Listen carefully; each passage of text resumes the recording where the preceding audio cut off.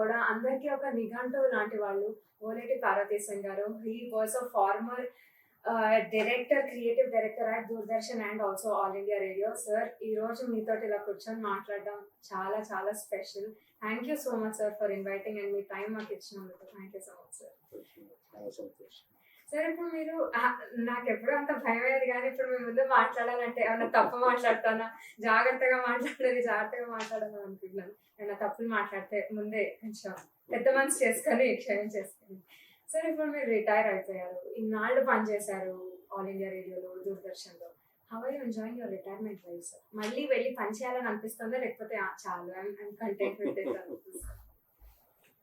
అమృత, ఇవాళ ఈ రేడియో మిర్చి తరఫున ఈ బృందం అంతా ఇక్కడికి రావడం అనేది నాకు చాలా ఆనందాన్ని కలిగిస్తున్నది. తర్వాత నాతో మాట్లాడడం భయంగా ఉంది అన్నారు. భయం నీకే కాదు, నాకు ఉంటుంది. దీనికి కారణం కూడా చెబుతాను. నేను పనిచేసే రోజుల్లో ధ్రువతారం లాంటి మనుషులు లేవు. సాహిత్యంలో కానీ, సంగీతంలో కానీ, రంగస్థలం పైన కానీ. అసలు వాళ్ళంతా ఇవాళ మనం ఆకాశంలో చూస్తే ధ్రువతారలనే కనపడతారు. అలాంటి వాళ్ళని కూర్చుని, ఇప్పుడు నువ్వున్న స్థానంలో నేను కూర్చుని వాళ్ళని ఇంటర్వ్యూ చేశాను. ఒక శ్రీపాద పినాకపాడి గారిను, ఒక విశ్వనాథ సత్యనారాయణ గారిను, ఒక దివాకర్ల వెంకటావధాని గారిను, ఒక మహాకవి శేషేంద్ర శర్మను నీ స్థానంలో కూర్చొని నేను పరిచయం చేసేటప్పుడు ఇప్పుడు నువ్వు ఏదనుభవిస్తున్నావో నేను కూడా అనుభవించినాను. అంచేత ప్రయాణంలో మనం అన్ని ఇది సహజ సిద్ధమైనటువంటి అంశాలు. నేను నీకు భయం ఉంది అని నువ్వు అన్న మొదటి మాటకి సంతోషపడుతున్నాను. నాకే అన్నీ తెలుసు అనుకోవడం అంటే, ఇవాళ నేను చూస్తున్నది, నేను గమనిస్తున్నది ఏమిటంటే, టీవీలో కానీ రేడియోలో కానీ, ముఖ్యంగా ఈ ఆర్జీలు అంటున్నారు ఇప్పుడు కొత్తగా వాళ్ళు, రేడియో జాకీలు అనడం వ్యవహారం వల్ల సమస్తం వాళ్ళకి తెలుసు అనేటువంటి ఒక తరహాలో పద్ధతిలో వినపడుతుంది. అది మంచి పద్ధతి కాదు. చేత ముందుగా నీకు అభినందనలు, ఎందుకంటే నీకు భయం ఇంకా ఉంది అంటున్నావు కనుక. సరే, ఇంకా నువ్వు అడిగిన మొదటి ప్రశ్నకు వస్తాను. నేను దాదాపు 40 సంవత్సరాలుగా నాకు ఈ ప్రసార మాధ్యమంతో అటు దివ్య మాధ్యమంతో సంబంధం ఉంది, దృశ్య మాధ్యమంతో సంబంధం ఉంది. శ్రవ్య మాధ్యమం నిజానికి నాకన్నా ముందే ఉంది, అంటే ఆల్ ఇండియా రేడియో. దృశ్య మాధ్యమం అనేది దాదాపుగా దాని పునాదులు ఏర్పడుతున్నప్పటి నుంచి నాకు తెలుసు. తెలుగు భాగానికి సంబంధించి అంతకుముందే జాతీయ స్థాయిలో ఉంది, కానీ తెలుగులో ఒక సంస్థగా అది ఏర్పడుతున్న కాలం నుంచి నాకు దాని గురించి తెలుసు. అందుచేత ఒక 4 దశాబ్దాల పరిచయం నాకు ఈ మాధ్యమాలతో. దానికన్నా అదనంగా, అంటే ఇదంతా ఉద్యోగరీత్యా కలిగినటువంటి బాంధవ్యం. దానికి అదనంగా అంటే నా చిన్నతనంలో నేను స్కూల్కి వెళ్ళి 4వ తరగతి 5వ తరగతి చదివే రోజులకే నాకు ఆకాశవాణిలో విజయవాడలో రేడియో కేంద్రంలో బాలల కార్యక్రమాల్లో పాల్గొనడం, ఆ పిల్లల కార్యక్రమాల్లో అక్కడ రేడియో అన్నయ్య, రేడియో అక్కయ్య అడిగేటువంటి చిన్న చిన్న ప్రశ్నలకు సమాధానం చెబుతుండడం, లేదా మనకు తెలిసిన పద్యాలు చెబుతూ ఉండడం. ఇలా చేయడం వల్ల నాకు సుదీర్ఘమైన సంబంధం, దాదాపు 1/2 శతాబ్దం, అంటే ½ సెంచరీ నా జీవితంలో ఈ మాధ్యమాలతో సంబంధం ఉంది. చేసినంతకాలం ఉద్యోగరీత్యా చాలా మంచి కార్యక్రమాలు చేసామనేటువంటి ఒక తృప్తి ఉన్నది. ఇవాళ గమనిస్తున్నదంటే దాని విస్తృతి చాలా విశాలంగా పెరిగిపోయింది ఇవాళ మీడియం మాధ్యమం. దానివల్ల రకరకాల అవకాశాలు వస్తున్నాయి, కానీ ఈ అవకాశాలను అందరూ సద్వినియోగం చేసుకుంటున్నారా లేదా అనేది ఒక ప్రశ్న. ఆ రకంగా చూస్తే మనం చేసింది సంతృప్తికరంగా ఉంది. గొప్పవాళ్ళు చాలా మంది, వాళ్ళు సంగీతం సంబంధం కావచ్చు, నాట్యం కావచ్చు, సాహిత్యం కావచ్చు, రంగస్థలం కావచ్చు, చలనచిత్ర రంగం కావచ్చు, సామాజిక రంగం కావచ్చు, రాజకీయ రంగం కావచ్చు, యువతరం లాంటి మనుషులందరినీ కూడా నేను ఇంటర్వ్యూ చేయడం, వాళ్ళతో కలిసి నేర్చుకుంటూ వెళ్ళడం, కార్యక్రమాలు చేయడం బాగా తృప్తినిచ్చింది. అంటే ఇంకా చాలా మేము అనుకున్నాం మీతో మాట్లాడాలని, బికాస్ ఈ ప్రస్తావన వచ్చింది కాబట్టి అడుగుతున్నాను. మీరు ఆల్ ఇండియా రేడియోలో అలా పనిచేసేటప్పుడు, ఒకరిని ఇంటర్వ్యూ చేసేటప్పుడు కానీ ఏదన్నా ఒకసారి మనం రేడియోలో మాట్లాడామంటే మళ్ళీ దాన్ని ఎట్టి పరిస్థితులను వెనక్కి తీసుకోలేము. ఆనర్ అలా వెళ్ళిపోతుంటుంది కాబట్టి ఎప్పుడైనా చిన్న తప్పు చేసేస్తే అయ్యో ఇప్పుడు నేను తప్పు చేశాను కానీ వాళ్ళకి తెలియకూడదు అన్నప్పుడు ఎలా సార్ మీ నుంచి మేము నేర్చుకోవాలని అనుకుంటున్నాం, ఎలా కవర్ చేస్తారు సార్? నిజంగా రేడియో అనేది ఒక గొప్ప ప్రయోగశాల. నా వరకు నేను ఇప్పుడు సాధారణంగా ల్యాబొరేటరీకి వెళ్ళి ఆ ప్రయోగశాలలో రకరకాల ఎక్స్పెరిమెంట్స్ సైంటిస్టులు చేస్తూ ఉంటారు. చాలా మంచి విషయాన్ని గుర్తు చేశాను. నాకు సంబంధించినంత వరకు ఆకాశవాణి స్టూడియో, ఆకాశవాణి మైక్ అనేది నాకు ఒక ల్యాబొరేటరీ. దాని మీద ఎన్ని ప్రయోగాలు చేశానో నాకే తెలుసు. ఆ అవకాశం నాకు వచ్చింది ఆ రోజుల్లో. ఇవాళ అది అంతమందికి రాకపోవచ్చు, కానీ నాకు విశేషమైనటువంటి అవకాశాలు అది ఇచ్చింది. దీనికి 2 ప్రధానమైన అంశాలంటే, నాకు ముందే చెప్పాను కదా, చిన్నతనం నుంచి నాకు రేడియోతో సంబంధం ఉండడం వల్ల నాకు తెలియకుండానే ఆ రేడియోలో పెద్ద పెద్ద వాళ్ళు మాట్లాడుతుంటే ఏం చేస్తుంటారు, ఎలా వాళ్ళు ఒక స్క్రిప్ట్ని లేదా వాళ్ళ చేతిలో ఉన్న డైలాగ్ని లేదా ఒక పాటని వాళ్ళు ఎలా ప్రజెంట్ చేస్తున్నారు, ఇవన్నీ గమనించేటువంటి ఒక అవకాశం. దీంట్లోకి వస్తానని కానీ, ఇక్కడ ఉద్యోగం చేస్తానని కానీ, నా భవిష్యత్తు ముడిపడి ఉంటుంది కానీ నాకు ఏం తెలియదు. కానీ ఏదో ఒక ఆసక్తిగా పిల్లవాడి ద్వారా నేను ప్రతిసారి ఆ రేడియోకి వెళ్ళినప్పుడల్లా ఇవన్నీ గమనిస్తూ ఉండేటువంటి. అందుచేత వాళ్లే నాకు పెద్ద బాలశిక్ష లాంటి పాఠాలు వాళ్ళందరూ ఆ రోజుల్లో. ఒక్కసారి కూడా వాళ్ళు ఒక తప్పు చేయడం నేను గమనించలే. ఒక ఇంత పెద్ద పేజీకి సంబంధించినటువంటి డైలాగ్ ఇస్తే అది అలా కాన్స్టెంట్గా వాళ్ళు చదివేస్తూనే ఉండేవారు. నాకు నిజంగా ఆశ్చర్యం వేసేది, వీళ్ళలో ఎలాగా ఇంత ఉంటుంది. కాలక్రమేణా నేను దీంట్లో ప్రవేశించే నాకు అర్థమైంది ఏంటంటే, దాని మీద ఏకాగ్రత చాలా ముఖ్యం. మనం ఏం చదువుతున్నాము, నేనేం చెప్పబోతాను, రేడియో ద్వారా ఒక శ్రోతకి ఏం చెప్పబోతాను, దీనిని నాకు తెలియకుండా నాలో నేనే 1కి 10 సార్లు అనుకోవడం, ఒక వల్లె వేయడం అంటాం. మనం పరీక్షకి వెళ్ళేటప్పుడు చిన్నప్పుడు ఏం చేస్తాం, ఏదో పాఠం ఉంటుంది, ఆ పాఠాన్ని 10 సార్లు చదువుకుంటాం, మనసులో అనుకుంటాం, ఆ పరీక్షలో పేపర్ చూడగానే టగటగటగా అవన్నీ బయటకు వస్తూ ఉంటాయి. అలా రేడియో కార్యక్రమంలో కానీ, టీవీ కార్యక్రమంలో కానీ నేను పనిచేసే ప్రతిసారి కూడా నాకు ఏదో రకమైనటువంటి వల్లె వేసుకునే గుణం ప్రారంభమైంది చిన్నప్పటి నుంచి చేయడం. అంచేత జరిగిన తప్పులు లేవు అని నేను సంపూర్ణంగా చెప్పలేను, కానీ వీలైనంత వరకు వాటిని పరిహరించేటువంటి ప్రయత్నం మాత్రం జరిగింది. నాకు 1-2 సార్లు జరిగింది. జరిగినప్పుడు ఒక సంఘటన చెప్తాను, అదే మీకు ఎంతవరకు ఉపయోగపడుతుందో లేదో నాకు తెలియదు. ఒకసారి నేను కడప ఆకాశవాణిలో పనిచేస్తున్నాను. కడప ఆకాశవాణి కేంద్రం ఊరికి 16-18 కిలోమీటర్ల దూరంలో ఉంటుంది. ఈవేళ హైదరాబాద్ లాంటి ప్రాంతంలో 20-25 కిలోమీటర్లు పెద్ద దూరం కింద లెక్క కాదు. కానీ కడప లాంటి ఒక కుగ్రామం లాంటి ఒక ప్రాంతంలో 16-18 కిలోమీటర్లు వెళ్ళాలంటే అక్కడికి వెళ్ళడానికి ట్రాన్స్పోర్ట్ కూడా ఉండదు. ఆఫీస్ వాళ్ళు ఇచ్చే కారు మళ్ళీ మనం వెనక్కి రాలంటారు. అలా నేను రాత్రిపూట డ్యూటీ చేస్తున్నప్పుడు అక్కడికి ఒక ఫోన్ వచ్చింది. మా అమ్మగారు హైదరాబాద్లో ఉండేవారు. ఆవిడకి ఆరోగ్యం బాగాలేదు. అమ్మకి ఆరోగ్యం బాగాలేదని నేను డ్యూటీ చేస్తున్న సందర్భంలో నాకు వస్తే మనసు కలతపడ్డం అనేది అందరికీ జరుగుతుంది కదా. సరే, అప్పటికేవో చిత్రలహరి పాటలు ఏవో వేస్తున్నాను. ఒక పాట పెట్టేసి, పాటకు ముందు అనౌన్స్మెంట్ చెప్పడం ఒక పద్ధతి ఉంటుంది, పాట అయిపోయిన తర్వాత ఈ పాట విన్నాను అని చెప్పేటువంటి ఒక పద్ధతి ఉంటుంది. అప్పట్లో గ్రామ్ఫోన్ రికార్డులు, ఇప్పటిలాగా కంప్యూటర్ సిస్టమ్ వ్యవహారం లేదు. ఈ గ్రామ్ఫోన్ తిరుగుతూ ఉంటుంది. 78 RPMలు, ఈపీలు, ఎల్పీలు ఇవన్నీ ఉండేవి. తిరుగుతూ ఉండగా ఈ 3 నిమిషాల్లోపు నేను బయటకు వెళ్ళాలి, ఆ ఫోన్ మాట్లాడాలి, మళ్ళీ రావాలి. ఇవన్నీ ల్యాండ్ లైన్ కదా. సరే, ఇది ఆన్ చేశాను, అది మా ఇంటి ఎత్తుంది. బయటకు వెళ్ళాను, అమ్మకి బాగాలేదు, లోపలికి వచ్చింది. ఈ ఫోన్ వచ్చింది అమ్మ దగ్గర నుంచి ఎవరో లోపల వచ్చి చెప్పినప్పుడే మనసు ఎక్కడో అక్కడికి వెళ్ళింది. ఈ వెళుతున్న పాట యొక్క అనౌన్స్మెంట్ నేను తప్పు చెప్పాననే విషయం నాకు మళ్ళీ స్ఫురణలోకి వచ్చింది. నేను ఆల్రెడీ చెప్పేశాను. ఏదో ఇప్పుడు ఉదాహరణకి చెప్తాను. వేటగాడు సినిమాలో ఎస్పి బాలసుబ్రహ్మణ్యం, సుశీల పాడిన పాట వెళ్తున్నారు అని నేను పాట వేసేసాను.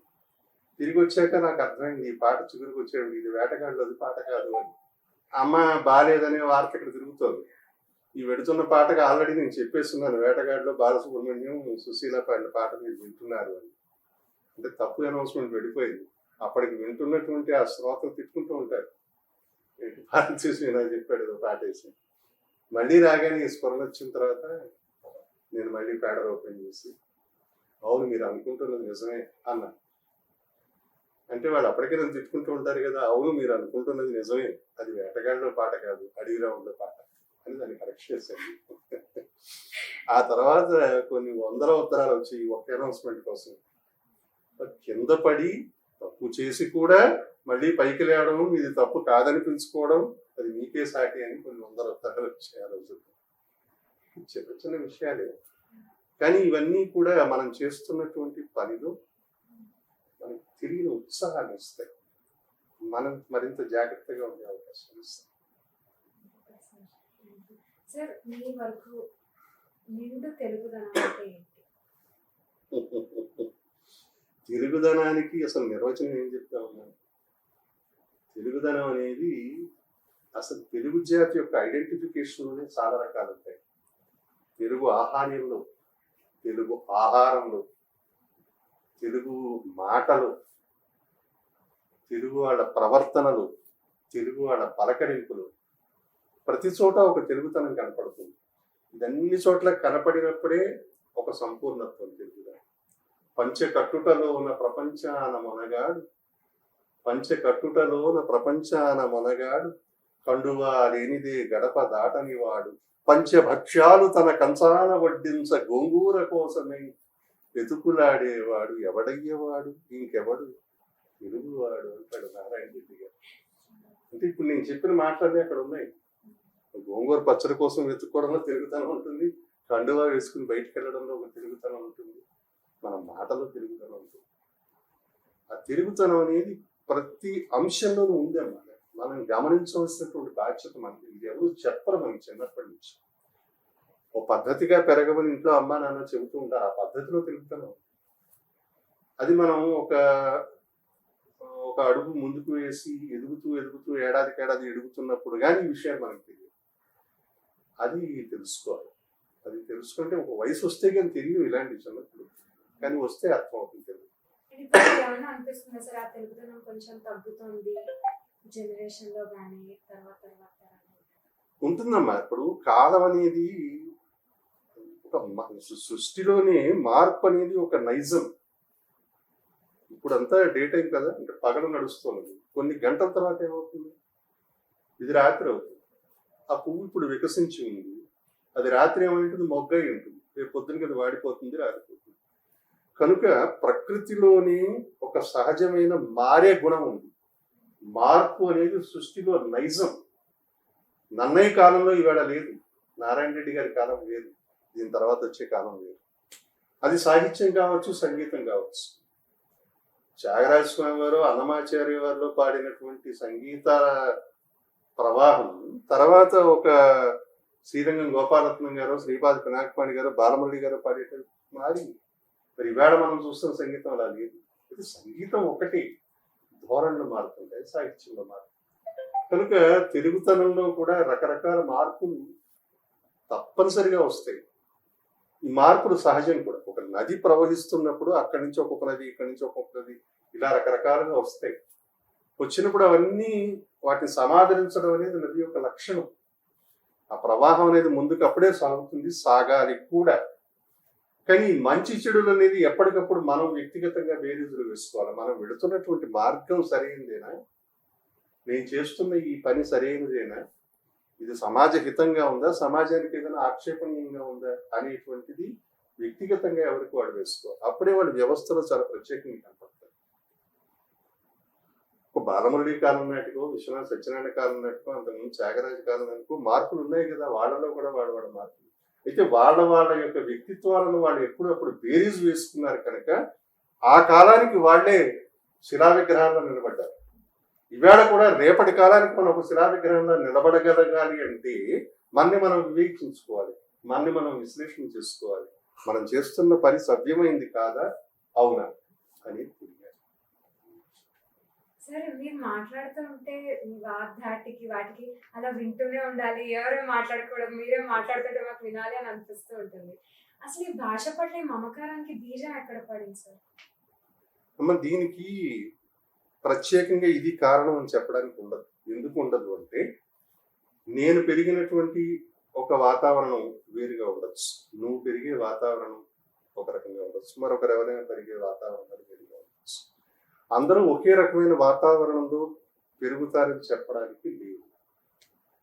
నా వరకు నేను చెప్తాను, ఎందుకంటే నువ్వు అడిగావు కనుక.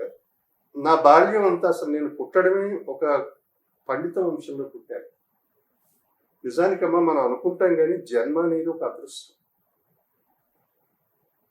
నేను కావాలి ఫలానా కాకినాడలో పుట్టాలి అనుకుంటే పుట్టగలను, ఫలానా శశాంక్ గారి ఇంట్లో నేను పుట్టాలి అంటే పుట్టగలను, ఫలానా ఓరేటి వారి వంశంలో నేను పుట్టాలి అని పుట్టగలను. నేనే కాదు, ఎవరైనా నాకు ఫలానా చోట పుట్టాలని ఉందని పుట్టగలరా?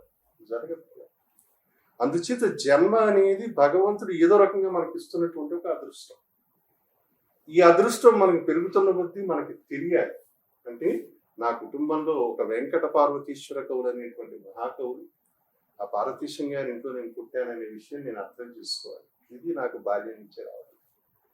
దీనికి అప్పుడు ఉండేటువంటి నా వాతావరణం, మా అమ్మ కానీ, మా నాన్న కానీ, మా పెదనాన్న కానీ, మా మేనత్త కానీ, మరొకళ్ళు కానీ, వాళ్ళు చెబుతున్నటువంటి మాటల్లోని నేను మంచిని గ్రహించగలిగాను. ఈ అదృష్టం నాకు దొరికింది. నేను పుట్టినప్పుడు అందరూ ఆ పార్వతీశం గారి ఇంట్లో నన్నే పార్వతీశం గారు అనేవారు. ఎందుకంటే నేను పుట్టడానికి 3 వారాల ముందు చనిపోయారు. ఇంకొక 3 వారాలకి ఈ పార్వతీశం అనే వ్యక్తి పుడతాడనగా ఆ పార్వతీశం గారు వెళ్ళిపోయారు. అందుచేత ఆయనే పుట్టాడని మా మేనత్తలో మరొకళ్ళు అనుకుంటుంటే తెలిసేది కాదు చిన్నప్పుడు. కానీ వాళ్ళు ఏదో ఇష్టంగా అనుకుంటారు, అంతకు మించి ఏమి ఉండదు. కానీ వాళ్ళు పదే పదే అంటున్నారు అంటే ఓహో ఆయన గొప్పవాడు అన్న విషయం మనకు అర్థమవుతుంది ఆ సమయానికి. ఈయన ఎవరో చాలా గొప్పవాడు మనకి, అందుచేత వీళ్ళు మాటికి వాడే పుట్టాడని వీళ్ళు అనుకుంటున్నారు. ఇలా ఆ వాతావరణం వల్ల మన మీద చాలా ప్రభావం.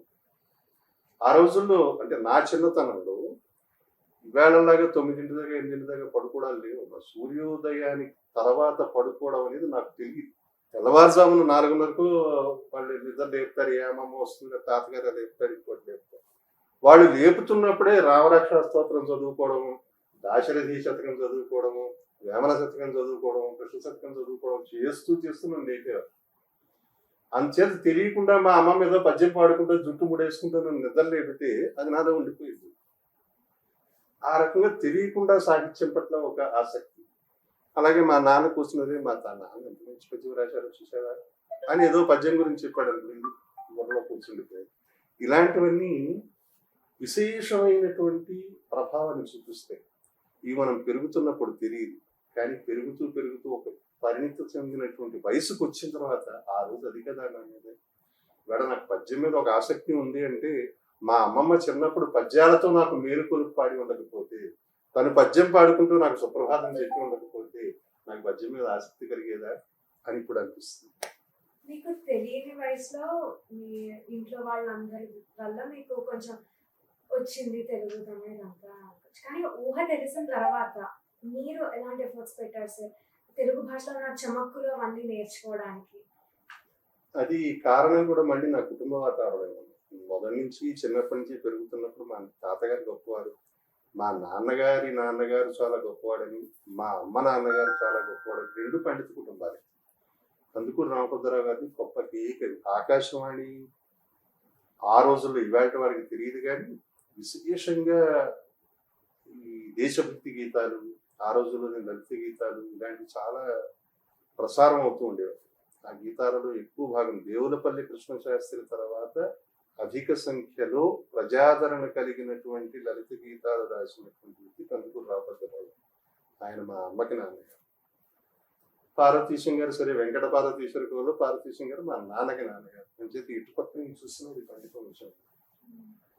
కనుక ఎప్పుడైతే ఆ వంశం నుంచి మనం వచ్చామో వాళ్ళ కోసం మా ఇంటికి వచ్చేటువంటి పెద్ద వాళ్ళందరూ, మా నాన్నగారి కోసం, మా తాతగారి కోసం, మరొకరి కోసం వచ్చేవాళ్ళందరూ వాళ్ళు గొప్పవాళ్ళు అయి ఉండడంతో మనం పెరుగుతున్న కొద్దీ వాళ్ళ ముందు నుంచొని మాట్లాడాలంటే మనం తప్పు మాట్లాడుతామని భయం, ప్రారంభంలో ఉన్న అదే భయం, ఆ భయం అనేది వెంటాడుతూ ఉంటుంది. కనుక 1కి 10 సార్లు వాళ్ళతో మాట్లాడే ముందు లోపలే ఆలోచన చేసుకుని ఈ వాక్యం సరిగ్గా ఉందా, ఈ మాట సరిగ్గా ఉందా, మనం మాట్లాడి ఈ మాట సరైన అర్థం ఇస్తుందా, వాళ్ళ కోపం తెప్పిస్తుందా అని లోపలి కొన్ని తెలియకుండానే ప్రాక్టీస్ అవి జరుగుతుంది. అలాంటివి జరగడం వల్ల ఏమవుతుందంటే మనం తీర్చిదిద్దుకుంటాం.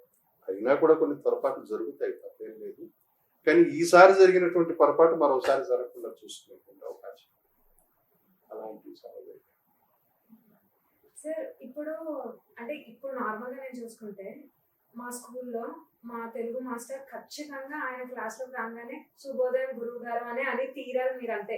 గుడ్ మార్నింగ్ సార్ అనడానికి వీల్లేదు అని మరీ చెప్పేవాళ్ళు. అండ్ ప్లెడ్జ్ కూడా ఆయన తెలుగులోనే మాకు నేర్పించారు, మా తెలుగు తల్లికి అని. ఇవన్నీ నేను నేర్చుకున్నాం స్కూల్లో. కానీ ఇప్పుడు తెలుగు వాచకం పుస్తకం తీస్తే నాకు మా తెలుగు తల్లికి కనిపించదు, తెలుగులో ప్లెడ్జ్ కూడా కనిపించదు. అండ్ సో ఈ ట్రాన్సిషన్ నాకే అనిపిస్తూ ఉంటుంది సార్, అబ్బాయి ఇవన్నీ వస్తే బాగుండు కదా ఇప్పటి పిల్లలకు కూడా అని.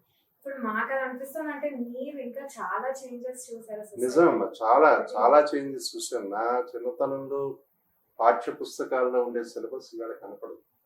నేను ఇందాక పార్వతీశం గారు గురించి చెప్పాను కదా, ఆ రోజుల్లో 3వ తరగతి 4వ తరగతి చదువుకునే విద్యార్థులకు వాళ్ళు రాసినటువంటి చిన్న శతకాలు బాలసూర్యవాచకం అనేవారు, బాలగీతావళి అనేవారు. అవి ప్రిస్క్రైబ్ టెక్స్ట్ బుక్. రింగు రింగున తిరుగున బొంగరము ఏమియో రాయుచున్నది సుఖలోన, రింగు రింగున తిరుగున బొంగరము ఏమియో రాయుచున్నది సుఖలోన, బడికి పోలేదు పొత్తంబు పట్టలేదు, బడికి పోలేదు పొత్తంబు పట్టలేదు, ఎటుల వచ్చెను దీనికింత చదువు. ఒక 4వ క్లాస్ చదువుకునే కుర్రవాడి పాఠ్య పుస్తకంలో ఉండేది. వాడు చిన్నప్పుడు ఏదో గోళీలు ఆడుకోవడం, బొంగరాలు ఆడుకోవడం, ఆ కాలానికి అది వాడి సహజ సిద్ధమైనటువంటి విషయం. వాడు తరగతి గదిలోకి వచ్చిన తర్వాత మాస్టర్ పాఠం చెప్తుంటే కొంచెం కనపడింది. ఎంత అంటే వాడి మనస్సు ఏ స్థితిలో ఉంటుందో 3వ క్లాసు 4వ క్లాస్ చదివేటువంటి ఒక కుర్రవాడి మనస్థితి ఏ విధంగా ఉంటుందో వాడి పాఠ్య పుస్తకంలోని పాఠ్యాంశం కూడా అదే స్థితిలో ఉన్నది. రింగు రింగున తిరుగున బొంగరము ఏమియో రాయుచున్నది. అది ఇసుకలో తిరుగుతున్న కూడా ముల్లిరాయలా తిరుగుతుంటే వాడు చిన్నప్పుడు పలక మీద దిద్దుకున్నట్టుందట వాడికి. ఎంత అందమైనటువంటి భావన. అది 3వ క్లాస్ వాడికి అందుతుంది కదా. ఏమియో రాయుచున్నది ఇసుకలో. ఎలా రాస్తుంది? బడికి వెళ్ళిందా ఎప్పుడైనా? ఒక పుస్తకం పట్టుకుందా? దీనికి ఎలా వచ్చింది చదువు? అలాంటి స్థితికి కుర్రవాడిని డ్రైవ్ చేయడం అనేది గొప్ప విషయం. ఇప్పుడు ఆ మాస్టర్, ఒరే కుర్రవాడు, ఈ బొంగరం తిరగడానికి 2 ప్రధానమైన బలాలు ఉన్నాయిరా. ఒకటి అభికేంద్ర బలం, 2 అపకేంద్ర బలం. ఈ 2 ఒకదానికొకటి సమాన స్థాయిలో పనిచేస్తున్నంత సేపు బొంగరం తిరుగుతుంది. పైన గాలి యొక్క ఘర్షణ, బొంగరం ఆ పరివృత్తం మీద ఘర్షణ చూపించినప్పుడు దాని యొక్క అభికేంద్ర బలం స్థాయి తగ్గుతుంది. అప్పుడు బొంగరం తిరిగి కింద పడిపోతుందని చెప్పాడు అనుకోండి. సెంట్రిఫ్యూగల్ ఫోర్సెస్ అని మనం డిగ్రీలో మాట్లాడేటువంటి మాట 3వ క్లాస్ చదువుతున్నటువంటి కుర్రవాడికి చెబితే వాడి జీవితంలో మర్చిపోతాడు. సెంట్రిఫ్యూగల్ ఫోర్సెస్ గురించి 3వ క్లాసులో చెప్పడానికి ఇంతకన్నా ఉపమానం దొరుకుతుందా? అంటే ఆ రకమైనటువంటి ఒక ప్రణాళిక ఉండేది. పిల్లవాళ్ళకి చదువు చెప్పాలంటే అంత అద్భుతమైనటువంటి ప్రణాళిక వాళ్ళు ఆలోచించేవారు. ఆ రోజు అది లేదు. ఆ బాధ ఉంది. సార్ ఒక ఇంటర్వ్యూలో త్రివిక్రమ్ శ్రీనివాస్ గారు అంటారనమాట, కొన్ని సీతారామ శాస్త్రి గారి పాటలు వాటిని ఉద్దేశించి కొన్ని పాటలకి అర్థాలు డైరెక్ట్ గా తెలియాల్సిన అవసరం లేదు, అర్థం చేసుకోవాలి అన్న ఆసక్తి కలిగేలా రాయడం కూడా ఒక విశేషమే అని అంటారు. ఇప్పుడు ఆనెస్ట్లీ మేము వేటూరి గారి కొన్ని పాటలు అవన్నీ చూస్తే మాకు అంత అర్థం కావు సార్. ఎంత అర్థం చేసుకోవాలి అని ట్రై చేసిన, సో అర్థం చేసుకోవాలి అన్న ఆసక్తి కలిగేలా రాయడం గొప్ప, లేకపోతే అందరికి అర్థం అయ్యేలాగా ఉండాలి అని రాయడం గొప్ప సార్? మీ ఓటు దేనికి చేస్తారు? అసలు అర్థం అన్న మాటలోనే రకరకాల అర్థాలు వస్తాయి. అర్థం అనేది ఒక నిఘంటువు తీస్తే వచ్చేటువంటి అర్థం, దాన్ని నైఘంటిక అర్థం అంటారు. ఒక అర్థంలో మనం ఒక భావాన్ని మాత్రమే చెప్పడానికి ప్రయత్నం చేస్తాం. అలా వాడినప్పుడు దాంట్లో భావార్థం ఉంటుంది. కొన్ని వాటలు వాడి వచ్చిన తర్వాత దాని అర్థమే మారిపోతుంది. వాటిని రూఢ్యర్థాలు అంటారు. మాట ఒకటే ఉంది, దయచేయండి అన్నా ఉంటుంది. నువ్వు అక్కడ ఉన్నప్పుడు నేను దయచేయండి అంటే నేను లోపలికి రమ్మని, ఇదంతా అయిపోయింది, దయచేయండి అంటే నేను వెళ్ళను కదా. ఒకటే మాటని వాడుతున్నాను నేను. కానీ నేను నీ ముందు ప్రకటించేటువంటి ఒక భావం ఏదైతే ఉందో, ఈ భావం ద్వారా నీకు అర్థం అవ్వాలి. నువ్వు మా ఇంట్లోకి నువ్వు ప్రవేశిస్తుంటే దయచేయండి అన్నా, నేను అన్నట్టు నేను లోపలికి రమ్మన్నాను. నన్ను ఇంటర్వ్యూ చేసి పూర్తి అయిపోయింది, దయచేయండి అంటే వెళ్ళిపోమని. అంటే నా భావాన్ని నేను ప్రకటించడంలో ఉండేది భావాలు. అలాగే రూఢికి ఎక్కినటువంటి అర్థాలు ఉంటాయి. కొన్ని మామూలుగా వాడేస్తూ ఉంటాం. సభకు నమస్కారం ఉంటాం, సభికులకు నమస్కారం ఉంటాం. మన ఉద్దేశం ఏమిటి? సభికులు అంటే సభలో ఉన్నవాళ్ళు అని అర్థం కదా. మన ఏదైనా సభ కానీ సభికులందరికీ నమస్కారం ఉంటాం. అది నిజమే, మనం బాగా తీసుకోవచ్చు. కానీ సభ అంటే జోద గృహం అని అర్థం. సభికులు అంటే జోదం ఆడేవాళ్ళు అని. అంచేత అసలు అర్థంలోకి వెళ్తే గ్యాంబ్లర్స్ అన్నమాట. ఇప్పుడు వాళ్ళని గౌరవిస్తున్నావా, తిడుతున్నావా? నువ్వు సభికులకు నమస్కారం అంటే గ్యాంబ్లర్స్ కి నమస్కారం అని చెప్తున్నావు. కానీ సభ అనే మాట 10 మంది కూర్చునేటువంటి ఒక ప్లేస్ అయిపోయింది, ఒక సమావేశం అయిపోయింది, ఒక సదస్సు అయిపోయింది. కాబట్టి ఇది ముఖ్య అర్థం. నిజంగా మనం దాంట్లో ఒక అర్థం ఏంటి వెతికితే నువ్వు చేస్తున్నది తప్పు. అయితే చాలా మందికి ఇది అర్థమైపోయింది కనుక వాళ్ళు ఆ అర్థంలోనే చూస్తున్నారు. కాబట్టి సభ అంటే జోదగృహం వాళ్ళు అనుకోరు. కాబట్టి నువ్వు ఎదుర్కొండా కూర్చున్నాడు సభ్యులకు నమస్కారం అంటే వాడు ఏమో అనుకోరు. నేను గెస్ట్గా వచ్చాను, ఆ అమ్మాయి నాకు నమస్కారం పెడుతున్నాను. అంచేత అర్థాలు అనేవి కేవలం నిఘంటువులో చెప్పేటువంటి విషయాలు మాత్రమే కాదు, ఇలా రకరకాల సందర్భాలు వస్తాయి. కానీ ఏదైనా ఒక కొత్త పదం విన్నప్పుడు తెలిస్తే నిఘంటువుని తెచ్చి చూసుకునేటువంటి ప్రయత్నం చేయాలి. లేదంటే మనకన్నా పెద్దవాళ్ళు వాళ్ళ దగ్గరికి వెళ్ళి ఏంటండి ఈ మాట ఎందుకు వాడారో తెలుసుకోవాల్సినటువంటి అవసరం. ఒక కొత్త మాట వినపడినప్పుడు దాన్ని తెలుసుకోవాలని చేసినటువంటి ప్రయత్నం మీకు ఎప్పుడు లాభాన్ని ఇస్తుంది. కరెక్ట్ సార్, మీరు అన్నట్టు మనం పెద్దవాళ్ళ దగ్గరికి వెళ్ళి అడగాలి అని ఆల్ ఆఫ్ దాట్ అనేసి. కానీ కొన్నిసార్లు ఏమవుతుందంటే పేరెంట్సే అంటూ ఉంటారు, ఇంగ్లీష్లో మాట్లాడు, తెలుగు నీకు వద్దన్నా వస్తుంది, ఇంట్లో అందరం తెలుగే మాట్లాడుకుంటాం, కానీ నీకు ఇంగ్లీష్ రావడం ఇంపార్టెంట్, రేపు పెద్ద అయిన తర్వాత ఉద్యోగం చేయాలంటే ఇంగ్లీష్ రావాలి అని వాళ్ళే అంటూ ఉంటారు సార్. సో దాని మీద మీరేమంటారు? ఇది నేను ఇందాక చెప్పాను కదా, మారుతున్న కాలం మారుతున్నప్పుడు రకరకాల మార్పులు వస్తాయి. దాన్ని మనం అధిగమించడం కూడా కష్టమే అవుతుంది. కానీ దీంట్లో ప్రధానంగా తెలుసుకోవాల్సినటువంటి 2 విషయాలు ఏంటంటే, ఇప్పుడు నువ్వు ఏదైనా ఒక కార్పొరేట్ సెక్షన్లోకి వెళ్ళి ఈవేళ కొత్తగా వస్తున్నటువంటి ఈ కంప్యూటర్ సైన్స్ టెక్నాలజీతో వాటిలో ఏదైనా ఉద్యోగం చేయాలి అనే ఒక కోరిక నీకు కలిగినప్పుడు నీకు ఆ భాష చాలా అవసరం. నేను తెలుగు మాత్రమే చదువుకుంటానండి, కృష్ణ సత్యమే చదువుకుంటాను, వేమన సత్యం చదువుకుంటాను, ఆ ఉద్యోగం చేయలేదు.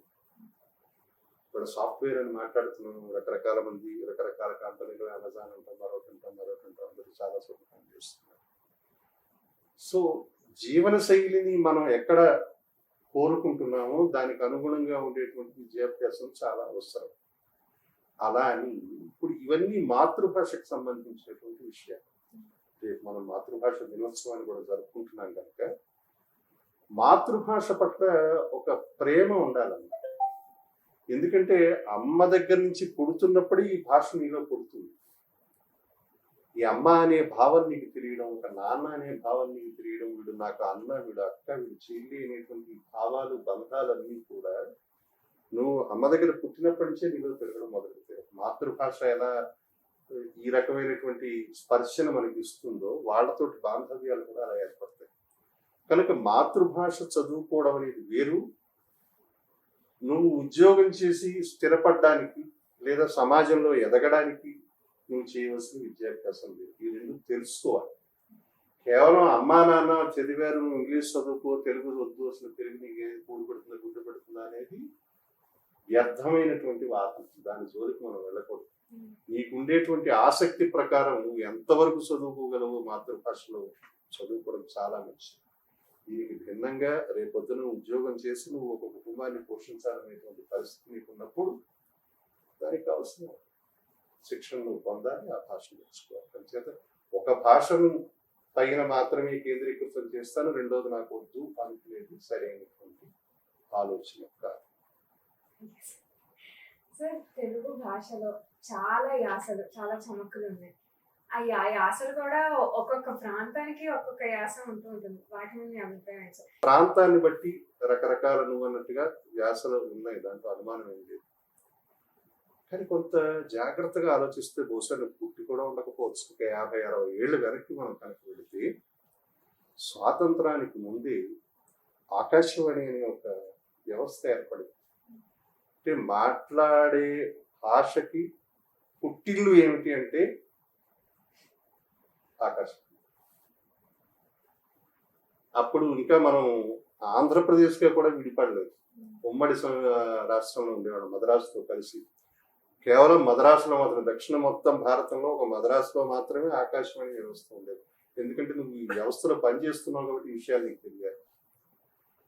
అక్కడ ఉండగా కొన్ని తమిళ కార్యక్రమాలు, కొన్ని తెలుగు కార్యక్రమాలు కూడా అక్కడి నుంచే వచ్చేవి. మొత్తం తెలుగుదేశంలో ఎక్కడా కూడా ఆకాశవాణి లేదు.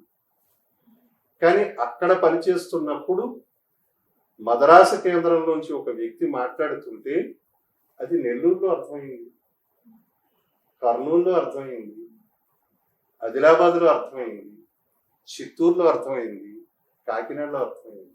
ఎలా? ఇవన్నీ వేరే కదా.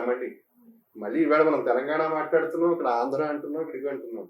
కానీ ఇదే భాష అసలు రాష్ట్రమే ఏర్పడిన రోజుల్లో మద్రాసు నుంచి ఒక ప్రసారం వస్తున్నప్పుడు అక్కడ తెలుగు మాట్లాడినటువంటి ఒక మాట ఇన్ని ప్రాంతాల్లో అర్థమైంది. దాని అర్థం ఏంటి?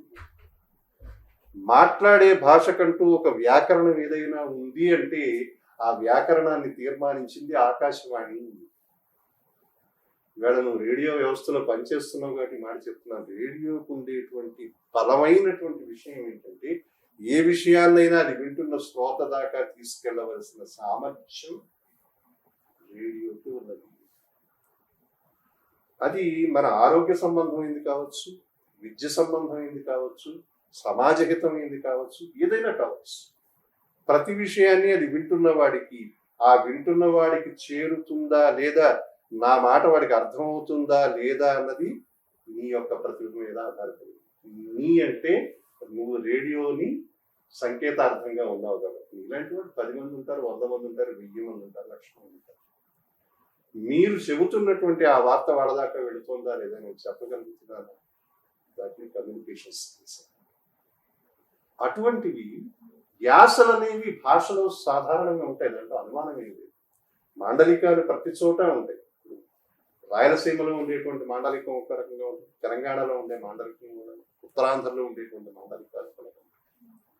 అందుచేత ప్రతి మాట అక్కడ అర్థమవుతుందా లేదా అనేటువంటి చర్చ మనం విశ్వవిద్యాలయాల్లో ఉంటే చేయాలి. కానీ ఇటువంటి మీడియంలో, ఇటువంటి మాధ్యమంలో ఉన్నప్పుడు ఈ అందరికీ అర్థమయ్యేటువంటి మాటలు ఏమి ఉంటాయో వాటిని ఏరుకుని వాటి ద్వారా కమ్యూనికేట్ చేసే పరిస్థితి చేయాలి. అది రేడియో చేయవలసిన ప్రాథమికమైన ధర్మం. ఇప్పుడు తెలుగు భాష చక్కటి సంభాషణ చేయాలంటే ఒకళ్ళతోటి మంచి పదజాలం ఉండడం ముఖ్యమా, లేకపోతే స్పష్టత ఉండడం ముఖ్యమా? ఎందుకంటే ఒక్కొక్కసారి ఫర్ ఎగ్జాంపుల్ సార్, నార్మల్ నేను మా ఫ్రెండ్స్ తోటి మాట్లాడుతుంటే మా ఇంట్లో బడలిక అన్న ఒక వర్డ్ చాలా కామన్ గా వాడుతూ ఉంటారు. ప్రయాణం ఎక్కువ చేసొచ్చా బడలిగ్గా ఉంది అని. అండ్ నేను మా ఫ్రెండ్స్ దగ్గర వాడితే వాళ్ళందరూ నవ్వడం మొదలెట్టారు. సో ఒక్కొక్కసారి అర్థం కాని పదజాలం, అంటే అందరికీ అర్థం కాని పదజాలం చేయడం ఒకటి ఇంపార్టెంట్, లేకపోతే అందరికి అర్థమయ్యేలాగా స్పష్టంగా మాట్లాడడం ఇంపార్టెంట్? దీంట్లో నువ్వు ఆలోచిస్తే రెండు అవసరం ఉంది. ఇక్కడ రెండింటి అవసరం ఉంది. మొదటిది స్పష్టత.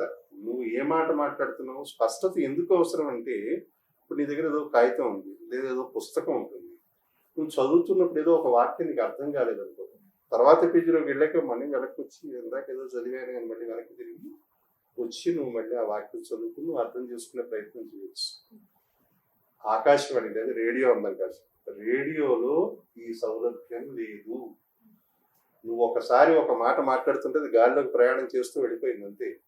నువ్వు మాట్లాడుతున్న ఆ మాట ఆ ఉత్తర క్షణంలో నా చెవిన పడినప్పుడు నాకు అర్థమైతేనే అర్థమైనట్టు. కనుక నాకు అప్పుడు ఆ క్షణంలోనే అర్థం కావాలంటే నీలో స్పష్టత ముఖ్యం. నువ్వు ఏ మాట మాట్లాడుతున్నావో ఆ మాట నా కర్ణేంద్రియానికి చేరాలి. అది స్పష్టత. ఈ స్పష్టతని నువ్వు వాడుతున్నటువంటి మాట యొక్క, ఇందాక మనం చెప్పినట్టు ఒక్కొక్క ప్రాంతంలో ఒక్కొక్క రకమైన ప్రయోగాలు ఉంటాయి కాబట్టి ఇవి అందరికీ అర్థమయ్యేటువంటి ఒక కామన్ మాటలు కొన్ని ఏరుకుని దాని ద్వారా మనం ప్రయత్నించాలి. కనుక స్పష్టత చాలా ముఖ్యం, దాంట్లో అనుమానమేం లేదు. అందరికీ అర్థమయ్యేటువంటి మాటలు ఏరుకోవడం అనేది రెండు అవసరం. స్పష్టత గురించి మాట్లాడుతున్నాం కాబట్టి ఎవరైనా మీ దగ్గర పళ్ళు కళ్ళు అని అంటే మీకు ఎలా అనిపిస్తుంది సార్? చాలా మంది ఉంటారమ్మా, మనం ఏం చేయలేము. అంటే కొంతమందికి దైహికంగా కొన్ని సంబంధాలు ఉంటాయి, నాలుక తిరగదు కొంతమంది. కానీ వీటివన్నిటికీ మనం ప్రయత్నం చేస్తూ ఉండాలి. నీలాంటి వాళ్ళకి చాలా అవసరం. నీలాంటి వాడు అంటే నిన్ను ప్రత్యేకంగా ఎందుకు చెప్తున్నానంటే, నువ్వు ఒక రేడియోకి సంబంధించి ఒక సంకేతార్థాన్ని, నీలాంటి వాళ్ళు చాలా మంది ఉంటారు. ఇవాళ చాలా మంది నేను చూస్తున్నాను, ఒక సంకర భాష వచ్చేసింది. అంటే నా ఉద్దేశం, మిమ్మల్ని పిలిచేటప్పుడే అడుగుతారేమో, నువ్వు తెలుగు మాట్లాడగలవా, ఇంగ్లీష్ మాట్లాడగలవా, హిందీ మాట్లాడగలవా, 3 కలిపి మాట్లాడగలవా అంటారేమో, నాకు తెలియదు. కానీ అలాంటి భాష ఇవాళ రేడియోలో ప్రవహిస్తుంది. ఒక రకంగా నేను వ్యక్తిగతంగా భావించేది ఏంటంటే, ఒక రేడియో లాంటి గొప్ప సాంప్రదాయాన్ని ఎఫ్ఎంలు వచ్చాక చెడగొట్టుకున్నాం. ఎఫ్ఎం స్టేషన్స్ రావడం వల్ల మనం ఎక్కువ చెడగొట్టుకున్నాం. చాలా మంది ఏంటంటే 3-4 రకాల భాషలు మాట్లాడి ఇదే భాష అనుకుని నా పిల్లలు లేకపోతే వాళ్ళ మనవాళ్ళు వాళ్ళ మనవరాళ్ళు అనుకునేటువంటి స్థితి నేను తీసుకెళ్తున్నాను కదా. ఇవాళ మీడియం వల్ల కదా. ఏ మీడియం ద్వారా అయితే ఇది సవ్యమైన భాష నేను నేర్చుకున్నానో, నా పిల్లలో మా మనవరాళ్లకు అదే మీడియం వచ్చి భాష చెప్తుందని నేను చెప్పే స్థితిలో లేను నేను ఇవాళ. అది కాలంలో మారు. నేను మిమ్మల్ని వ్యక్తిగతంగా నేను ఏ యొక్క కేంద్రాన్ని ఛానల్, అసలు నువ్వు దీనికోసం ఇవాళ వచ్చేవంటేనే మీద ఒక ప్రత్యేకత అర్థమవుతుంది. రేడియో మిర్చి అని పేరు పెట్టుకుని మీరు ఇక్కడ దాకా వచ్చి తెలుగు భాష గురించి, తెలుగు మాతృభాషా దినోత్సవం గురించి మనం మాట్లాడుకుందామని మీరు ప్రయత్నం చేస్తున్నారంటేనే మీలో ప్రత్యేకత. అది చెప్పక్కర్లేదు. మామూలుగా నేను మాట్లాడుతున్నది ఏంటంటే, ఈవేళ మనం కారులో వెళ్తే ఏదో నొక్కుతాం, ఏదో వస్తూ ఉంటుంది. ఆ వస్తువు వింటున్నప్పుడల్లా ఈ పరిస్థితి కలుగుతుంది. అది నేను చెప్పదలుచు. మీరు తెలుగు తెలుగు తెలుగు అని దాని వెనకాల పడవలసిన అవసరం లేనే లేదు. తెలుగు అంటే అర్థం కేవలం ఆ భాష యొక్క వ్యాకరణము వ్యవహారం అని మీరు అనుకోవద్దు. ఆ రకమైన ప్రయోగాలు అనుకోవద్దు. నేను ఇందాకంటే కమ్యూనికేషన్ స్కిల్, ఎదుటి వాళ్ళకి అర్థం, నేను చెప్పేటువంటి వాక్యం, నేను చెబుతున్నటువంటి మాట అవతల వాళ్ళకి వినేవాళ్ళకి అర్థం కావాలి కదా. నా రేడియో ఆన్ చేసిన తర్వాత రేడియో మిర్చి కావచ్చు, లేకపోతే రేడియో ఆల్ ఇండియా రేడియో కావచ్చు, మరి ఏదైనా కావచ్చు, ఇది వాడు స్విచ్ ఆన్ చేసి వింటున్నప్పుడు నేనేం చెప్పదలుచుకున్నాను వాడికి అర్థం కావాలి. ఆ అర్థం అయ్యేంత వరకు మనం కమ్యూనికేట్ చేయడం. ముఖ్యంగా మీకు మిగతా బృందం అందరికీ ఉండొచ్చేమో కానీ, ఎవరు మైక్ ముందు కూర్చుంటారు. మైక్ అనేది ప్రయోగశాలని ప్రారంభంలో చెప్పారు. ఒక ల్యాబొరేటరీ ఎన్ని ప్రయోగాలు చేయొచ్చో మనం చెప్పలేము. నా వరకు నా జీవితం అంతా ప్రయోగశాలలో గడిచింది. కనుక మనం చెప్తున్నది వాడు కమ్యూనికేట్ అవుతుందా లేదా అన్నంత వరకే మీ కన్సర్న్ ఉండాలి తప్ప, ఒక నిఘంటువు దగ్గర పెట్టుకుని దీనికి ఓహో రైలు అంటే ఇదే అర్థం, ఆవిడ ఏదో చెప్పింది హోమశకట వ్యవహారం, అవసరం లేదు. ఆ ప్రయోగం అవసరమే లేదు. ఇప్పుడే నేను ఇందాక అన్నది కూడా హిందీలు ఇంగ్లీషు కలిపేస్తున్నాను ఇది అన్నది వాడు అనవసరమే. నాకు ఇన్ని రకాలు తెలుసు సుమా అని వాళ్ళ దర్పాన్ని ప్రకటించుకోవడం చేస్తున్న ప్రయత్నంగా కనపడుతుంది తప్ప, ఒక విషయాన్ని ఇవాళ భాష యొక్క గొప్పతనం ఏమిటి చెప్పు అనడానికి ఇదంతా అవసరం లేదు. ఏ అంశమైన భాషనే కాదు, పొద్దున ఒక ఆరోగ్య సమస్య, లేదా కరోనా గురించి చెప్పండి, ఇవాళ ఉన్న రాజకీయ పరిస్థితి గురించి చెప్పండి, ఇలాంటి అంశాలను జనానికి చెప్పడానికి ఈ భాష పటాటోపాలు అవసరం లేదు. కానీ వాళ్ళకి చేరుతుందా లేదా అన్నది మాత్రం. మీ వాయిస్ లో మాకు ఒక పద్యం వినాలని సార్. ఇందాక మీరు ఒక 2 లైన్లు పాడేటప్పటికి నాకు గూస్ బంప్స్ వచ్చేసరికి చాలా బాగుంటుంది. ఒకసారి మా లిజనర్స్ అందరి కోసం ఏదైనా మీకు ఇష్టమైన ఒక పద్యం. సరే, భాష గురించి మాట్లాడుతున్నాం కనుక, ఒక సంగీతమేదో పాడునట్లు, ఒక సంగీతమేదో పాడునట్లు, భాషించునప్పుడు వినిపించు భాష. ఒక సంగీతమేదో పాడునట్లు, భాషించునప్పుడు వినిపించు భాష. విస్పష్టముగా నెల్ల వినిపించునట్లు, స్పష్టోచ్చారణంబునను భాష. రసభావముల సమర్పణ శక్తియందున అమర భాషకు దీటైన భాష. జీవులలోనున్న చేవయంతయు, జీవులలోనున్న చేవయంతయు చమత్కృతి పల్కులన్ సమర్పించు భాష. భాషలొక 10 తెలిసిన, భాషలొక 10 తెలిసిన ప్రభువు జూచి, భాషలొక 10 తెలిసిన ప్రభువు జూచి, భాషయన ఇది అని చెప్పబడిన భాష, భాషలొక పది తెలిసిన ప్రభువు చూచి. భాషయన ఇది అని చెప్పబడిన భాష, తనర ఛందస్సులోని అందము, తనర ఛందస్సులోని అందము తీర్చి చూపించినటిది తెలుగు భాష. మహాకవి విశ్వనాథ్ సత్యనారాయణ గారు తెలుగు భాషకి తెలుగు సాహిత్యానికి తొలి జ్ఞానపీఠాన్ని బహుకరించినటువంటి వ్యక్తి. ఆయన భాష గురించి చెప్పినటువంటి ప్రతి ఒక్కళ్ళు నేర్చుకోవాల్సిన పద్యం సార్ ఇది. ఈరోజు నేను కూడా నేర్చుకున్నాను. తప్పకుండా. ఈ రికార్డింగ్ చేసి నేర్చుకొని మీకు మళ్ళీ నేను ఆడియో చాలా తప్పకుండానమ్మా. నాకు ఎవరైనా పద్యం అసలు నేర్చుకోవాలనేటువంటి ఉత్సాహం కలిగింది. ఎందుకంటే పద్యం అనేది తెలుగు భాషకి సంక్రమించినటువంటి ఒక ఆభరణం. దాన్ని పోగొట్టుకోకూడదు. దాన్ని ప్రయత్నించి నేర్చుకోవడం వల్ల అంటే ఒక మాట ఎంతవరకు విరవాలి, ఎక్కడ ఆపాలి, ఎక్కడ చేయాలి, ఎన్ని పద్యం చదువుతున్నప్పుడు. కనుక మీ ప్రయత్నాన్ని నేను తప్పకుండా అభినందిస్తున్నాను. చాలా సంతోషం. సార్ మీరు చాలా పుస్తకాలు చదివారు. అసలు మీ ఇంటి లోపలికి వస్తుంటేనే పాజిటివ్ డివైన్ ఫీలింగ్ వచ్చింది సార్ మాకు. ఇది చూసిన వెంటనే కానీ అక్కడ ఎంఎస్ సుబ్బలక్ష్మి గారి ఫోటో కానీ మొత్తం మీ అచీవ్మెంట్స్ అవన్నీ. సార్ పుస్తకాలు చాలా ఉన్నాయి మీ ఇంట్లో. యాక్చువల్లీ మీరు పుస్తకాలు చాలా చదువున్నారు. ఇప్పుడు ఈ జనరేషన్ వాళ్ళకి మీరు ఈ పుస్తకాలు తప్పనిసరిగా చదవాలి అని చెప్పాలి అని అంటే ఒక 4 పుస్తకాలు ఏం చెప్తారు? నేను కేవలం పేర్లు చెప్పి ఈ 4 చదవాలనేది నేను ఎప్పుడు అలా అసలు నేనే ఆలోచించిన. అలా పుస్తకం అనేది నాకు సంబంధించినంత వరకు దానికి మించిన నేస్తం లేదు. పుస్తకం అంటే ఒక నేస్తం. నువ్వు నాకు ఫ్రెండ్ అయ్యేవరకు మన ఇద్దరు కూర్చుని కబుర్లు చెప్పుకోవడం, కాలక్షేపం చేయడం, మరెవరో ఫ్రెండ్ ఉంటారు, మరో స్నేహితులు ఉంటారు. ఈ 2 మనుషులు తారసపడనప్పుడు ఒక మనిషి ఏకాంతంగా ఉండిపోతే అతన్ని పలకరించే ఏకైక నేస్తం పుస్తకం. ఏకాంతంలో ఉండగా ఒక్కసారి పుస్తకం తెరిచి నువ్వు ఎక్కడుంటావు అని తెలుస్తుంది. అవన్నీ చదివితే తప్ప అర్థం కాదు. అంటే ఇవాళ మనకి ఆధునికమైనటువంటి సాంకేతిక పరిజ్ఞానం అందుబాటులోకి రావడం వల్ల ఒక అమెరికాలోనో, జర్మనీలోనో, జపాన్లో ఉండేటువంటి పుస్తకాన్ని కూడా నీ చేతిలో ఉన్న మొబైల్ ఫోన్లో చూసి చదువుకునేటువంటి అవకాశం ఉంది. నీకు అలభ్యం అనే మాట లేదు. ఇవాళ ప్రపంచంలో ఎక్కడున్నా సరే అది నీకు లభ్యం అవుతుంది. కానీ ఒక పుస్తకాన్ని చేతిలో పట్టుకుని చదువుతూ ఉన్నప్పుడు కలిగే ఆనందం అంటే ఎదురుకుండా నా నేస్తం, నా దోస్త్, నా నెచ్చరి నా ఎదురుకుండా కూర్చొని మాట్లాడుతుంటే ఎలా ఉంటుందో నా చేతిలో నా పుస్తకం ఉంటే అలా ఉంటుంది. ఆ అనుభూతి పుస్తకం దగ్గర ఉన్నప్పుడే అర్థమవుతుంది.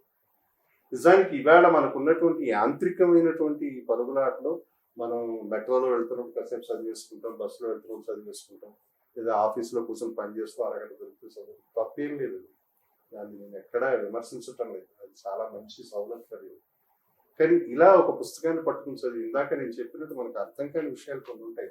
మళ్ళీ ఆ పుట్ట వెనక్కి తిరిగేసి ఇందాక ఏం చదివాను, ఈయన ఉన్నాడు అని మళ్ళీ ఆలోచించుకునేటువంటి ఒక స్థితిని కేవలం పుస్తకం మాత్రమే ఇస్తుంది. కనుక పుస్తకం ఇచ్చేటువంటి జ్ఞానం బహుశా ప్రపంచంలో ఎవరు ఇవ్వలేదు. Sir thank you so much. Sir one last question. మా జనరేషన్ వాళ్ళలో మీకు బాగా నచ్చిన ఒక విషయం ఏంటి sir? If you have to appreciate us, ఏ విషయాన్ని అప్రిషియేట్ నాకు తర్వాత వచ్చినటువంటి జనరేషన్స్ నా వరకు నా పిల్లలే ఉంటారు అనుకో, వాళ్ళు నాకన్నా చాలా విషయాలు తెలుసుకుంటారు. కనుక ఇవాళ వచ్చేటువంటి జనరేషన్కి నా తరంలో ఇప్పుడు నీ వయసులో నేను ఉన్నప్పుడు నేను ఏమేమి తెలుసుకోలేదో దానికి 10 రెట్లు నీ తరం వాళ్ళు తెలుసుకుంటున్నారు. నా వరకు మా అమ్మ మా నాన్న వాళ్ళు ఏం చెప్తే అది చేయడం వరకే తెలుస్తుంది. కానీ ఇవాళ ఒక యువకుడుగాను యువతిగాను ఒక వ్యక్తి పెరిగిన తర్వాత వాళ్ళంతటి వాళ్ళు ఏం చేయాలో వాళ్ళకి ఒక నిర్ణయం ఏర్పడింది. ఇది చాలా గొప్ప విషయం. మా తరంలో మేము గమనించనిది ఇవాళ తరంలో గమనిస్తాం. తర్వాత మా నాన్న ఎవరైనా ఇంటర్మీడియట్ అయిన తర్వాత బిఎస్సీలో చేరు, లేకపోతే ఎంపీసీలో తీసుకో ఏదో చెబితే అంతే, అంతకు మించి ఆలోచన ఇచ్చేది. కానీ ఇవాళ ఒక 10వ క్లాస్ చదివే సమయానికి ఒక కుర్రవాడు వాడు ఇంటర్మీడియట్లో ఏం తీసుకోవాలి, డిగ్రీలో ఏం చేయాలి, లేదంటే దాని తర్వాత బీటెక్ చేయాలా, లేకపోతే వాడు డాక్టర్ అవ్వాలా అనేటువంటి ఆలోచనలు 10వ తరగతి చదివే నాటికే పిల్లల్లో వస్తున్నాయి. ఇది గొప్ప విశాలమైనటువంటి ఆలోచన. తరాన్ని నిజంగా అభినందించాలి, దాంట్లో అనుమానమే లేదు. అయితే దానివల్ల ఏమిటంటే ఏదో ఒక అంశం పైన కేంద్రీకృతం కాకుండా, ఒకవేళ ఇది కాకపోతే అది కాకపోతే ఇది అనేటువంటి పరిస్థితిలో ఆగిపోకూడదు. మా అమ్మ మా నాన్న ఇది చదువుకున్నాడు అనుకోండి, నాకు ఇంక రెండు దృష్టి లేదు అక్కడ. ఒరే నువ్వు తెలుగు ఎంఏ చదువు అని మా అమ్మ అంటే నేను తెలుగు ఎంఏ చదివాను, రెండో ఆలోచనే లేదు. నాకు తెలియకుండా నేను కేంద్రీకృతం అయ్యేటువంటి ఒక అవకాశం లేదు. అమ్మ చెప్పింది కదా, అమ్మ చెప్పింది నేను చెయ్యాలంతే. ఆ కారణంగా నేను ఎంఏ చదవాలంటే ఎంఏ మీదే ఉన్నాను. అది ఈవేళ ఎవరికి వాడుగా ఆలోచించుకుంటున్నప్పుడు అందరికీ ఎంసెట్లు ర్యాంకులు రాకపోవచ్చు, వాడు అనుకున్నటువంటి డాక్టర్ వాడు కాలేకపోవచ్చు, వాడు కాలేనటువంటి ఇంజనీర్ కాకపోవచ్చు. అలాంటి సమస్యలు ఏర్పడుతూ ఉన్నప్పుడు కూడా అధిగమించేటువంటి స్థితిలో ఉండాలి. You should not lose. ఇంట్లో చూస్తే మీరు సినారే గారితో అనుబంధం ఉన్నట్టు తెలుస్తుంది. ఇంకా చాలా మంది మహామహులు మీరు కల్చర్ వాళ్ళతో సన్నిహితం ఉంది, వాటి గురించి ఏమన్నా చెప్పండి. నాకు నిజంగా రెండు రకాల అదృష్టాలమ్మా. ఒకటి ఏంటంటే నేను ముందే చెప్పాను, జన్మరీత్యా ఒక పండిత కుటుంబంలో పుట్టడం అనేది నాకు జన్మతహా వచ్చేసినటువంటి ఒక అదృష్టం. అంటే ఒక విజిటింగ్ కార్డు ఏదో భగవంతుడు పెట్టేసి పుట్టించాడు ఒరే నువ్వు ఇది కానీ, నేను చేత నేను పుడుతూనే ఇలా తీస్తే ఒక విజిటింగ్ కార్డు ఉంది. అది మొదటి అదృష్టం. రెండవది, ఇప్పుడు నువ్వు పనిచేస్తున్నట్టుగా ఒక ప్రసార మాధ్యమంలో నేను రేడియోలో పనిచేయడం, దూరదర్శన్లో పనిచేయడం అనేది నాకు సంక్రమించిన అదనపు అదృష్టం. దీనివల్ల నేను ఎంతమందిలో రకరకాల రంగాల్లో, ఇప్పుడు ఒక సమాజ సేవా రంగంలోకి మొదలెడితే ఒక ఆచార్య ఎన్జి రంగా గారిని నేను ప్రత్యక్షంగా ఇంటర్వ్యూ చేయగలిగాను. ఒక సంగీత రంగానికి సంబంధించి ఎంఎస్ సుబ్బలక్ష్మి గారితో ఫేస్ టు ఫేస్ ఇట్లా కూర్చొని మాట్లాడగలిగాను. ఒక బాలమురళీకృష్ణ గారితో మాట్లాడగలిగాను. ఒక వీణ బాలచందర్ ఆయనతో మాట్లాడగలిగాను. ఒక చిట్టిబాబు గారితో మాట్లాడగలిగాను. శ్రీపాద పినాకపాణి గురువులకు గురువులు అంటూ ఆయన వృత్తిరీత్యా డాక్టర్ కానీ బహుశా సంగీతంలో ఆయన దగ్గర శుశ్రూష చేసి సంగీతం నేర్చుకునే వాడు లేరు. అలాంటి వాడు శ్రీపాద పినాకపాణి గారు, ఆయనతో మాట్లాడగలిగాను. అలాగే విశ్వనాథ సత్యనారాయణ గారు, దివాకర్ల వెంకటావధాని గారు, ఉండవల్లి లక్ష్మీరంజన్ గారు, పేరు చెప్తే ఇప్పటికీ ఒళ్ళు పలకరిస్తుంది, జలధరిస్తుంది. అలాగే ఇంకా సినిమాల విషయానికి వస్తే అక్కినేని నాగేశ్వరరావు గారు, ఎన్టీ రామారావు గారు, అలాంటి మహానుభావులు అందరితోటి మాట్లాడగలిగినటువంటి అవకాశం. ఘంటసాల గారు, బాలసుబ్రహ్మణ్యం గారు, సుశీల గారు, జానకి గారు, అలాంటి వ్యక్తులందరితోటి కూడా వాళ్ళు చాలా మంది పాటలు కూడా పాడారు నేను రాసి. అటువంటి ఒక అదృష్టం ఆ రంగానికి సంబంధించి. సామాజిక రంగం అయితే చెప్పక్కల వావిలాల గోపాలకృష్ణ గారు, పేరు కూడా తెలియదు వాడు, వందే మాత్రం రామచంద్రరావు గారు, అలాంటి వాళ్ళందరితో పరిస్థితి మాట్లాడగలిగినటువంటి అవకాశం ఉంది. సాహిత్యంలో సరే ఇందాక చెప్పాడు నారాయణ రెడ్డి గారు, దాశరథి గారు, ఆరుద్ర గారు, శ్రీ గారు, కాళోజీ గారు. ఆ తరంలో నాకు ముఖతహా తెలియనటువంటి వ్యక్తి దాదాపుగా అది ఒక గొప్ప అదృష్టం. అంటే నేను నిజంగా రుణపడి ఉన్నది ఆకాశవాణి, దూరదర్శన్ ప్రసార మాధ్యమానికి, ఒక బ్రాడ్కాస్ట్ మీడియంకి నా జీవితంలో ఇప్పుడు రుణపడి ఉన్నాను. దానివల్ల ఈ రోజు మీ టైం కొంచెం తీసి మాకు ఇచ్చినందుకు చాలా చాలా థ్యాంక్ఫుల్ సార్. చాలా విషయాలు తెలిసాయి మీ ద్వారా మాకు, అండ్ మీ ఇన్పుట్స్ కూడా మేము శిరస వహిస్తాం సార్. చాలా సంతోషం. నేనంటే ఇవాళ ఈ బృందం అంతా ఇక్కడికి రావడం, ముఖ్యంగా భాషకి సంబంధించి మన సంస్కృతి గురించి మాట్లాడుకునేటువంటి అవకాశం. ఇది అందరూ పాటిస్తారనో చేస్తారనో నా ఉద్దేశం కాకపోయినా, గడిచిపోయినటువంటి ఒక గతకాలము మేలు వచ్చు కాలం కంటే అంటాడు నన్నే. రేపేదో వస్తుంది, ఎప్పుడైనా మనం ఆశ చూసేది రేపటి గురించి, రేపేదో అదుగుతాం, రేపేదో అవుతాం అనేటువంటి, అది తప్పులేదు. కానీ అక్కడికి వెళ్ళిన తర్వాత ఏం తెలుస్తుందంటే నిన్న బాగుందండి, అక్కడికి వెళ్ళక ముందు అది రేపు వస్తుంది, ఏం బాగుంటుందో ఎలా ఉంటుందో అనిపిస్తుంది. కానీ ఇది కొన్ని వందల ఏళ్ళు, అంటే సహస్రాబ్ది, కొన్ని ఒక 1000 సంవత్సరాల క్రితం చెప్పాడు అన్నయ్య, గతకాలము మేలు వచ్చు కాలము కంటే. మర్చిపోయింది ఎప్పుడు గొప్పగా ఉంటుందట. అలా అని ముందుకు వెళ్ళొద్దన్నది నా ఉద్దేశం కాదు. కానీ గతంలో ఉండేటువంటి వైభవాన్ని మనం విస్మరించుకోకూడదు. మనం ఎప్పుడు ముందుకు వెళుతూనే ఉండాలి. ఆ వెళుతున్నప్పుడు వెనక్కి తిరిగి చూసి మనం ఎక్కడ ఉన్నాం, ఏంటి, ఎక్కడ ప్రయత్నించాం అనేటువంటి ఒక వివేచన, విశ్లేషణ ప్రతి మనిషికి వస్తుంది. Thank you so much. చాలా సంతోషంగా